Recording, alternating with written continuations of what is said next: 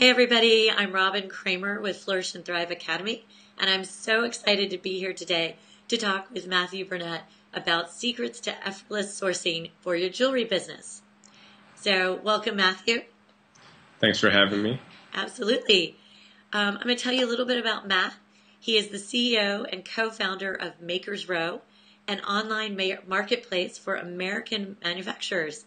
And Makers Row has a network of over 4,000 American manufacturers and 35,000 brands and designers looking to create products in the U.S. Makers Row has been featured on NPR, CNN, and CNBC. And Matt, why don't you tell everybody a little bit about your background and how you became so familiar with sourcing? Sure. So my background starts when I was a kid, as far as my affinity for industrial design. When I was just a kid, my grandfather, he built a bench for me. He was a horologist, which is a watchmaker. So he built a miniature desk right beside his desk and really taught me a lot about watches, how to fix watches. I think that I broke more than I fixed, but that's really where I started and where I really started to gain an appreciation for design and mechanics. Later in schooling, I chose to go to Pratt to study industrial design. Very cool. Well, and you've had a couple of businesses, but there's a Brooklyn Baker was a line that you started that you had some sourcing challenges. Can you tell me a little bit about those sourcing challenges you had? So Brooklyn Bakery was the second line that I had. The first line was sourced overseas. The second line was sourced all domestic.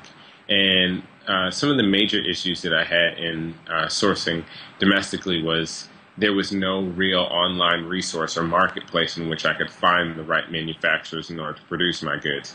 There are so many other resources to help you find manufacturers on the other side of the globe than there are to find someone in your own country. And so that was the major issue I had. I was using Yellow Pages, Google, all such as that. I'm sure your audience is well familiar with that. Absolutely. And some of the challenges you had overseas, what were those?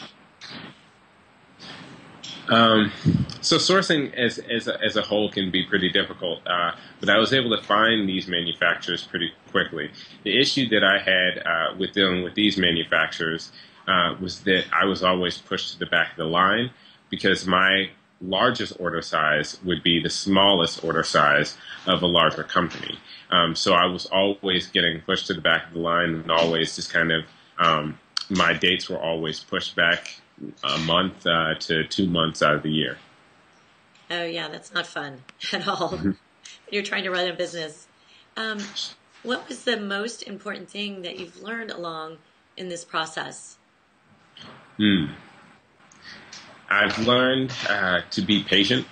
First off, there's a million things to do when you're developing your company. When you're dealing with a manufacturer, you have to make sure that you're keeping a steady line of communication so that you're aware of everything that's going on the other end. Don't just put all of your trust that it's going to happen, that everything's going to turn out proper, because domestic or foreign, wherever you choose to produce your products, you want to have that steady line of communication. Communication is definitely key. Well, do you have any secrets to making sourcing effortless? And if so, can you give us some tips? Effortless is a tough word. I don't know how to make sourcing effortless, but I can certainly make it easier. I think that the secrets that I had initially when I was first developing my company, Brooklyn Bakery, we've kind of embedded in our platform, in which we break down the manufacturing process to better understand like who can do what in order to get that product made. It kind of like removes this illusion in which a lot of designers have that are producing potentially overseas, in which they make it seem as though one factory creates one product, but it's always a network of factories that contribute to this end good that you're ordering. Good information. And just having them all, communicate together, kind of all come together. Well, absolutely. Absolutely. Some people like to be that point of contact between all of the conversations, but me, just to make it a little bit less burdensome, to plug them in with each other is always a benefit. Terrific. Well, many of our designers don't want to use overseas resources. Do you have any advice on sourcing in the U.S.? I guess my number one piece of advice for people that are searching for production in the United States would have to be really think about the product that you're trying to create, the materials, the quality, the end resale price, and the wholesale price that you need to have. All of this sort of stuff needs to be outlined because the construction of your good is largely dependent upon the price of your good as well. And do you have, there's a whole movement, as you and I were talking about earlier, about being made in the U.S. and really using resources in the U.S. Are you seeing, how is that, what are your thoughts on that, and just what are you seeing in that aspect? Let me get that one more time. Right. I just see there's a whole movement of really manufacturing in the U.S., trying to bring manufacturing back to the U.S.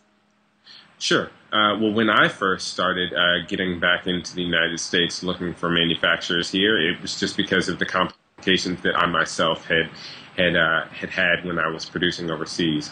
But what I've seen is that a number of large companies are now doing the same thing, just as a matter of keeping closer to those that are producing your product so that you can have a much shorter turnaround time. Because the price differential is really that gap is starting to close quite a bit. If you look at the watches that I produced, I guess it was about 5 years ago, they've doubled, if not tripled, in the price of production in those years. So you can see that it's not going to be the price being the king anymore. It's going to be the turnaround time and your speed to market, because people want to be able to test the market first and then be able to scale their production, as opposed to ordering 1,000 pieces. If you're a small company, that can be the death of you. Really interesting. Thank you. And do you have anything else you'd like to add in regards to sourcing? Sure. I would probably say that the turnaround time has been something that was probably the biggest component in me being able to grow my second company as opposed to my first. I was always waiting for months out of the year just to get my first samples in. When I was producing domestically, sometimes I would get it the same week or even the same day, depending upon the complexity of construction. And that's something that's priceless, because I can go from the factory to the showroom in a week just to be able to sell the products. And that means that you're able to keep up on trends. Not trends like a month in advance or a year in advance, but like weeks in advance. Wow, that's a big difference. Mm-hmm. I love it. Well, Matthew, where can we find you? Well, you can find me on Twitter.